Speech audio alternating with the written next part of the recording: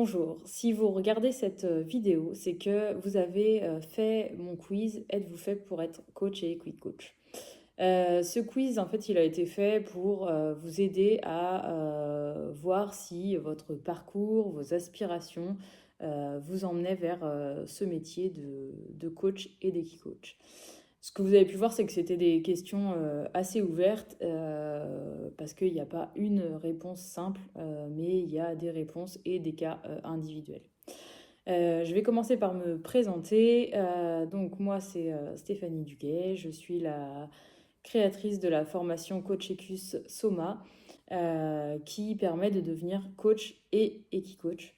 Cette formation, je l'ai créée en octobre ou novembre, enfin à l'automne 2024.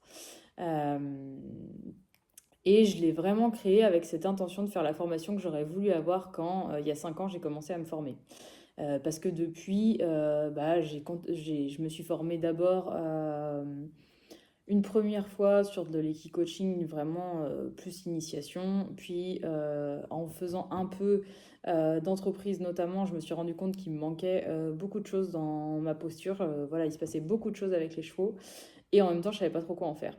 Donc après, je me suis formée à la PNL, au coaching et de nouveau à la médiation équine à l'époque avec Walter Badet. Et puis après, de cheminement en cheminement, j'ai rencontré d'autres personnes qui faisaient de l'équi-coaching, mais aussi de l'accompagnement plus thérapeutique, aussi des stages. Et voilà, c'est l'ensemble de ces personnes-là qui m'ont beaucoup apporté, que j'ai voulu relier dans cette formation et de créer vraiment un parcours, le parcours que j'aurais voulu avoir à l'époque. Aussi pour vous faire gagner du temps. Donc, les premières questions sont sur la partie chevaux. Est-ce que vous avez une structure équestre ou pas? Est-ce que vous avez vos propres chevaux?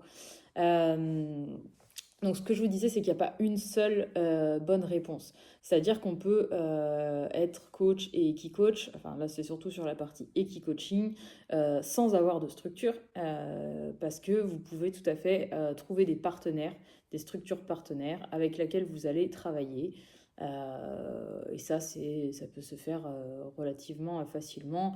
Le sujet, c'est plutôt de trouver des gens avec qui vous allez partager des valeurs et dans lesquels les chevaux vont avoir leurs besoins physiologiques respectés pour qu'ils soient disponibles pour l'accompagnement. Après, si vous avez vos propres chevaux, là aussi, ça peut être un choix. Est-ce que j'accompagne avec mes chevaux ou pas? C'est souvent une question qui se pose. Ça, c'est quelque chose que vous verrez au fur et à mesure de la formation, selon vos envies. Et puis, si vous avez votre propre structure, bah, ça vous donne encore plus de possibilités dans le sens où vous pouvez accueillir pour des formats type stage, type retraite ou ponctuellement, voilà, en accompagnement. Mais en tout cas, c'est absolument pas un prérequis d'avoir ses chevaux chez soi et ni même d'avoir nos propres chevaux. Après, est-ce que vous avez quel niveau vous avez en fait à cheval? Là, pour la partie de formation coach et coach, en fait, c'est le prérequis de la formation, c'est d'être capable de bien connaître les chevaux et d'être capable de travailler à pied avec eux. Idéalement, moi je dis c'est les niveaux à peu près équivalents des savoirs éthologiques 1 et 2. Après, j'ai pas besoin que ce soit les savoirs éthologiques spécifiquement, mais c'est d'avoir déjà fait du travail à pied avec les chevaux et d'avoir une bonne connaissance des chevaux, de leurs signaux faibles, de ce qui monte, de savoir les observer. Voilà sur cette première partie chevaux. Après, on a une autre partie, donc les questions suivantes sont sur le travail personnel sur vous. Est-ce que vous avez déjà fait travailler sur vous-même? Donc des stages de développement personnel, du coaching, de la thérapie. Pourquoi cette question? Parce que dans ces formations-là, clairement, alors ça peut faire un peu office d'accompagnement, parce que bien sûr, on vient travailler sur nous sur ces formations-là. Après, ce que j'invite chacun, chacune dans ces formations, c'est à faire un travail individuel sur soi à côté. Soit en thérapie, soit en coaching, mais pour avoir vécu vraiment le processus d'accompagnement individuel. Parce que c'est ce que vous allez faire sûrement dans un premier temps, et donc c'est bien de l'avoir vécu pour savoir ce que ça génère, jusqu'où on peut aller, voilà. Alors après, la question c'était, avez-vous l'impression de ressentir très fortement les émotions, les vôtres et celles des autres? Pourquoi? Parce que c'est quelque chose qui ressort. Alors il y a deux manières de le faire, soit ça nous submerge, soit on les met sur la cocotte minute et ça finit par réapparaître. Le fait que ce soit très intense, que vos émotions soient très intenses, peut-être qu'on vous a dit que vous étiez hypersensible ou que vous pensez ça. Alors, pour ma part, j'aime pas particulièrement les étiquettes, mais en tout cas, c'est plutôt une très grande force d'être capable de ressentir ce qui se passe à l'intérieur de nous, à la fois déjà pour vous, parce qu'en fait, ce sont des messages qui vous parlent de vos besoins et donc de ce que vous devez faire pour être mieux. C'est une véritable force de vie, les émotions. Et dans votre posture d'accompagnante, c'est une vraie force de pouvoir se connecter à son corps et de se connecter à ce que ressentent les autres. Parce que ça va vous donner des indications sur ce sur quoi ils vivent, enfin ce sur quoi la personne en face de vous va vivre. Bien sûr, c'est jamais une vérité vraie, c'est quelque chose qu'on questionne en fait, mais en tout cas, ça peut être quand même un guide important. Est-ce que vous avez déjà pratiqué yoga, méditation ou autre discipline de présence à soi? Alors, je peux vous dire, moi, quand j'ai commencé, je pratiquais rien du tout. Mais au fur et à mesure, voilà, si vous en faites déjà, bah, c'est très bien. C'est des choses qui vont vous servir, notamment pour apprendre à respirer. Bon, voilà, peut-être que vous le voyez, mais moi, quand je parle en vidéo, pour le moment, je suis encore un peu en apnée. Voilà, ça me permet de respirer. Mais dans nos pratiques, il y a aussi des moments où on va co-réguler la personne, co-réguler les chevaux, ça se fait par la respiration.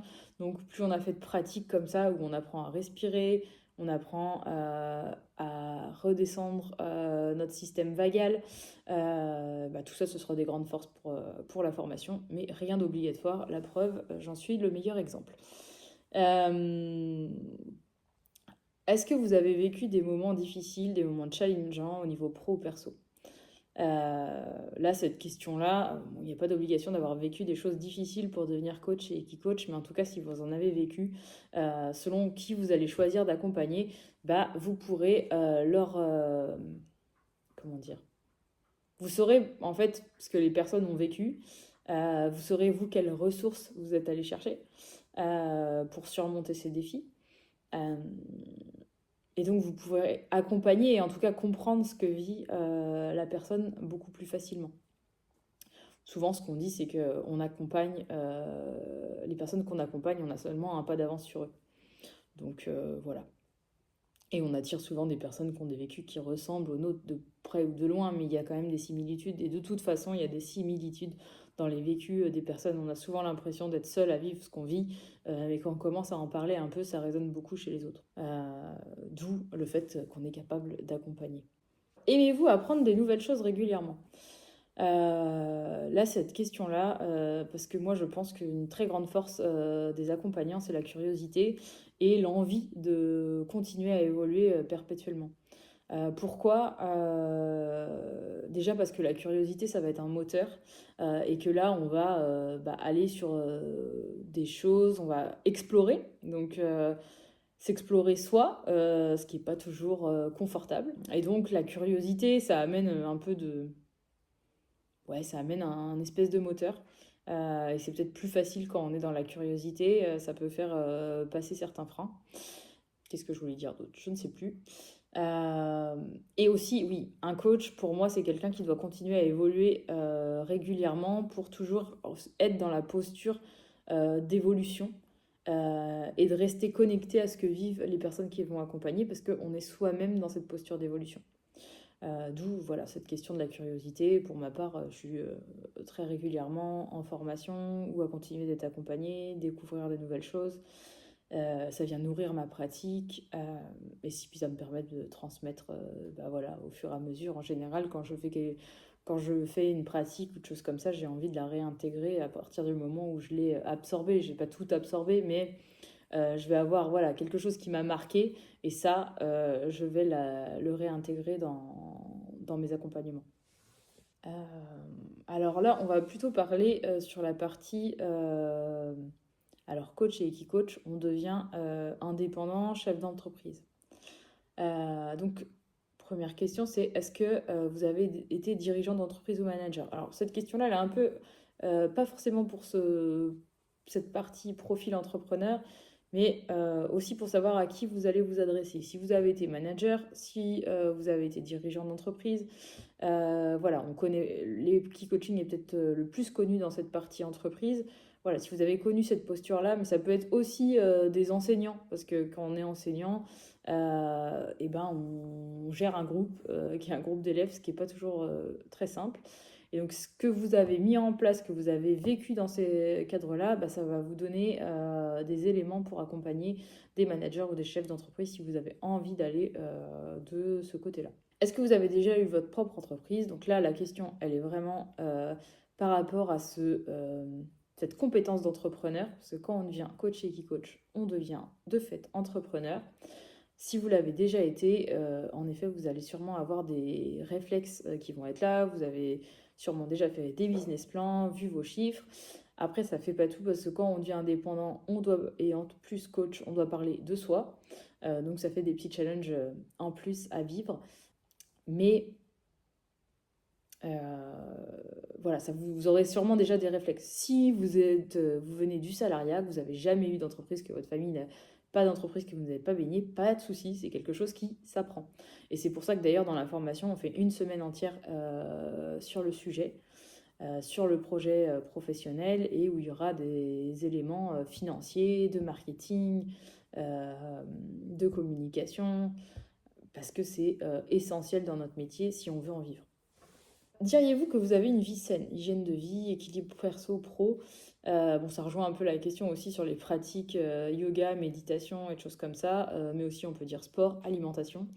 Parce que en tant qu'accompagnant, notre premier outil, c'est nous, et que ça nécessite qu'on soit en forme régulièrement, et donc ça demande un rythme de vie particulier. On ne peut pas être accompagnant et faire, enfin enchaîner, des entretiens de coaching sur entretiens de coaching non-stop. Encore plus, j'ai envie de dire, avec les chevaux, qui demandent une présence, je trouve, encore plus importante. Donc, ça demande un équilibre à trouver entre réussir à se donner des temps pour soi, pratiquer, prendre soin de soi, en fait, prendre soin de ses besoins pour être pleinement disponible quand la personne que vous accompagnez arrive. Voilà. Après, alors, les différentes questions derrière étaient plutôt des questions ouvertes. Quel est votre métier actuel ou ancien métier? C'est aussi des questions pour que vous commenciez à réfléchir bah, sur vos compétences, sur ce que vous avez déjà fait, parce que tout ça, ça va venir nourrir votre pratique. Il n'y a pas Enfin, en tout cas, moi, j'ai pas envie de vous donner une méthode toute faite. J'ai envie que, à l'issue de cette formation, vous trouviez votre couleur d'accompagnement, que vous découvriez qui vous souhaitez accompagner et comment, sur quel format. Et ce que vous avez fait avant, vos passions à côté, ça va vous donner beaucoup d'éléments. Par exemple, si vous avez des pratiques artistiques qui vous plaisent, si vous êtes musicien ou musicienne, voilà, c'est des choses, vous avez une certaine sensibilité au son, bah ça c'est quelque chose que vous pouvez totalement réintégrer. La musique, ça peut faire beaucoup de choses dans un accompagnement. Et puis ça donne des pistes sur vos parties créatives par exemple. Qu'est-ce qui vous attire dans le métier d'Equicoach? Bon, là aussi, c'est pour vous, pour mettre du sens sur pourquoi vous voulez faire votre formation. Est-ce que justement c'est pour donner un sens à votre vie? Pour ma part, il y avait vraiment cette envie d'allier, bah, de mettre les chevaux au cœur de ma vie professionnelle. Je l'avais fait, enfin j'avais essayé en tout cas, de le faire quand j'ai monté ma formation, mon centre équestre, mon bilan de l'histoire. J'étais plus à gérer des problèmes qu'autre chose qu'être avec les chevaux. Et donc là, voilà, quand j'ai décidé d'arrêter ces parties-là et de vraiment me recentrer sur mon activité d'accompagnante, bah, c'était vraiment parce que je voulais être avec les chevaux dans mon quotidien. Donc ça, c'était une première chose. Et après, j'ai toujours eu au fond de moi, cette petite voix qui disait j'ai envie de changer le monde. Voilà, de participer à changer le monde, de mettre ma pierre à l'édifice. Et je trouve vraiment ça bah, dans mes accompagnements, dans la formation, quand je vois les personnes passer des caps, quand je les vois changer, quand je les vois oser. et que leur vie change en fait, que leur vie change, qu'elles sont plus apaisées, qu'elles sont plus joyeuses, que les visages, parce qu'avec les chevaux, ce que je trouve magnifique, c'est vous faites une journée d'équi-coaching, prenez, presque il faudrait prendre en photo les personnes entre le matin et le soir. Euh, Ça, on le voit aussi beaucoup. J'accompagne des femmes qui sont touchées par le cancer sur des journées, les premières journées, mais c'est tellement flagrant. Le matin, on a des visages gris, on a des visages, on a de la tristesse. Le soir, on a des visages qui sont rayonnants et lumineux. Et vraiment, quand vous voyez ça, bah voilà, là, je me dis, je suis à ma place. Et je fais quelque chose. Je fais quelque chose qui a un impact. Et ça, voilà, pour moi, c'est ce qui est important. Voilà, je pense que j'ai répondu à toutes les questions du quiz. Euh, En tout cas, merci beaucoup de m'avoir écouté sur cette vidéo. Ça vous donne des petits éléments. J'espère que ça répond à certaines de vos interrogations.